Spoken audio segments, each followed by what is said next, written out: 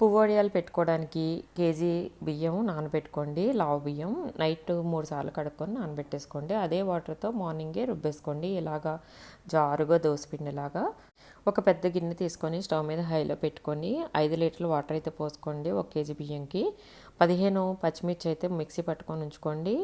మరుగుతున్న వాటర్లో ఇప్పుడు 5-6 స్పూన్లు సగ్గుబియ్యం వేసుకోండి. చాలినంత ఉప్పు కూడా వేసుకోండి. అండ్ పచ్చిమిర్చి మిక్సీ పట్టుకున్నాం కదా, అది కూడా వేసుకోండి.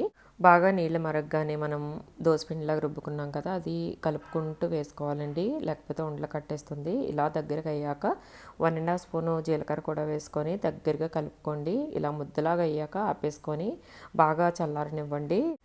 దీన్ని ఇప్పుడు పక్కన ఉంచుకొని వాటర్ అయితే పక్కన పెట్టుకోండి, మనకు కావాలి.